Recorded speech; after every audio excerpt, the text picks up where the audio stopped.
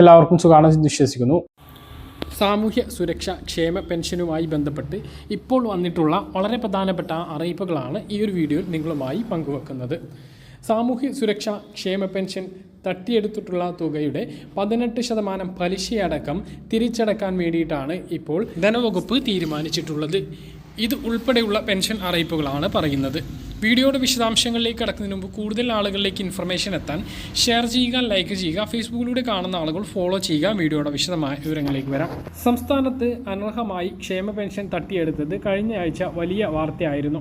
സാമൂഹ്യ സുരക്ഷാ പെൻഷൻ അനധികൃതമായി കൈപ്പറ്റിയ സർക്കാർ ഉദ്യോഗസ്ഥർ വരെ ഇതിലുണ്ടായിരുന്നു. അങ്ങനെയുള്ള സർക്കാർ ജീവനക്കാർക്കെതിരെ കടുത്ത നടപടിയുമായി ധനവകുപ്പ് വന്നിരിക്കുകയാണ്. സർക്കാരിനെ കബളിപ്പിച്ച് അനർഹമായി കൈപ്പറ്റിയ 1600 രൂപ ക്ഷേമ പെൻഷൻ എത്ര മാസത്തേതാണോ വാങ്ങിയിട്ടുള്ളത് ആ ഒരു തുകയും അതോടൊപ്പം തന്നെ അതിൻ്റെ 18% പിഴ പലിശയടക്കം തിരികെ ഈടാക്കാനാണ് ധനവകുപ്പ് ഇപ്പോൾ ഉത്തരവിറക്കിയിട്ടുള്ളത്. ഇത് സംബന്ധിച്ച് additional chief secretary doctor A ജയതിലകാണ് നിർദ്ദേശം നൽകിയത്.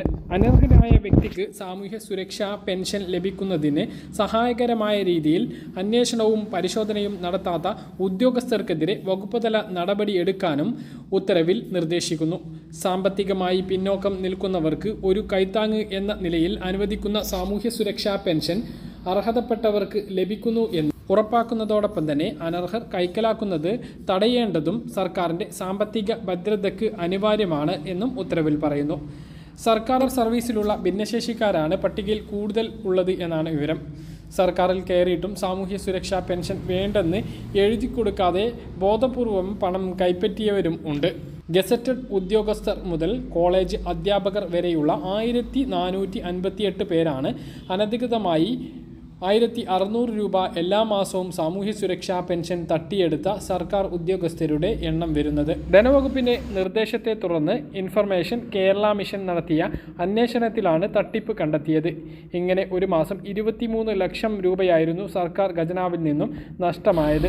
ഈ ഇനത്തിൽ ഓരോ വർഷവും 2.25 കോടി രൂപയുടെ നഷ്ടം സർക്കാരിനുണ്ടായി. പെൻഷൻ പട്ടിക കൈകാര്യം ചെയ്യുന്ന സേവന സോഫ്റ്റ്വെയറിലും സർക്കാർ ജീവനക്കാരുടെ ശമ്പള വിതരണത്തിനുള്ള സ്പാർക്ക് സോഫ്റ്റ്വെയറിലും ആധാർ നമ്പറുകൾ ഒരേപോലെ വന്നതാണ് തട്ടിപ്പ് പുറത്തു വരാൻ ഇടയാക്കിയത്.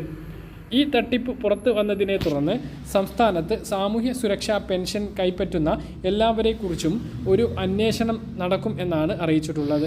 മുമ്പ് തന്നെ ഭ്രാന്തമായി വിവിധ തദ്ദേശ സ്ഥാപനങ്ങൾ പരിശോധന നടത്തുന്നുണ്ട്.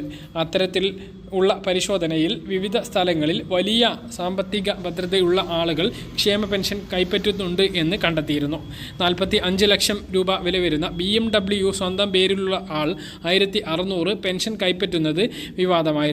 ഇതേ തുടർന്ന് സംസ്ഥാനത്ത് എല്ലാ പെൻഷൻ ഗുണഭോക്താക്കളും പെൻഷന് അർഹത ഉണ്ടോ എന്ന് പരിശോധിക്കുന്നതിന് വേണ്ടി തദ്ദേശ സ്ഥാപനങ്ങൾ മുൻകൈയെടുത്ത് നടപ്പിലാക്കും എന്ന് ധനമന്ത്രി നേരത്തെ വ്യക്തമാക്കി. ഇതിൻ്റെ അടിസ്ഥാനത്തിൽ മാർച്ചിന് ശേഷം കർശനമായിട്ടുള്ള പരിശോധന ഉണ്ടാകും എന്നാണ് വിവരം. അതോടൊപ്പം തന്നെ ഇപ്പോൾ ഭ്രാന്തമായിട്ട് നടന്നുകൊണ്ടിരിക്കുന്ന പരിശോധന അതേപോലെ തുടരുകയും ചെയ്യും. അതുപോലെ തന്നെ പെൻഷൻ വീടുകളിൽ വിതരണം ചെയ്യുന്ന ഗുണഭോക്താക്കളോ കുടുംബാംഗങ്ങളോ മരിച്ചവരുടെ പെൻഷൻ തട്ടിയെടുക്കുന്നുണ്ട് എന്നുള്ള ആക്ഷേപം ഉണ്ട്. അത് മറികടക്കുന്നതിന് വേണ്ടി എല്ലാ മാസവും സാമൂഹ്യ സുരക്ഷാ പെൻഷൻ സർവീസ് സഹകരണ ജീവനക്കാർ വിതരണം ചെയ്യുമ്പോൾ ഫേസ് ഒതൻറ്റിക്കേഷൻ നിർബന്ധമാക്കിക്കൊണ്ടോ അല്ലെങ്കിൽ ബയോമെട്രിക് നിർബന്ധമാക്കിക്കൊണ്ടോ പെൻഷൻ വിതരണം ചെയ്യുന്ന രീതിയിലേക്കും വരും. ഇപ്പോൾ ഒപ്പോ അല്ലെങ്കിൽ വിരലടയാളമോ ആണ് ഇതിന് സ്വീകരിക്കുന്നത്. അതായത് ഓരോ മാസവും ഈ ഗുണഭോക്താവ് ജീവിച്ചിരിപ്പുണ്ട് എന്ന് ഉറപ്പിക്കുന്ന തരത്തിൽ ഒരു മസ്റ്ററിംഗ് എന്ന് വേണമെങ്കിൽ പറയാം. അതുപോലെ ആയിരിക്കും ഈ വീടുകളിൽ കിടപ്പ് രോഗികളായിട്ടുള്ള ആളുകൾക്കുള്ള പെൻഷൻ വിതരണം ഉണ്ടാകുക. ഇതുകൂടാതെ എല്ലാ വർഷവും ആവശ്യപ്പെടുന്ന വരുമാന സർട്ടിഫിക്കറ്റും പുനർവിവാഹിതയല്ല എന്ന സർട്ടിഫിക്കറ്റും ആവശ്യപ്പെടും. എന്തായാലും ഈ മാസത്തെ പെൻഷൻ വിതരണം 20-ന് ശേഷം ഉണ്ടാകും. അതുമായി ബന്ധപ്പെട്ട വിവരങ്ങൾ അടുത്ത വീഡിയോയിൽ നിങ്ങളെ അറിയിക്കുന്നതാണ്. പറഞ്ഞ കാര്യങ്ങൾ കൃത്യമായിട്ട് മനസ്സിലാണെന്ന് കരുതുന്നു. ഇതുപോലെ ഇൻഫർമേഷൻ ലഭിക്കാൻ ചാനൽ സബ്സ്ക്രൈബ് ചെയ്യുക, ബെൽ ഐക്കൺ എനേബിൾ ചെയ്ത് വെക്കുക. മറ്റൊരു വീഡിയോയുമായി നമുക്ക് കാണാം.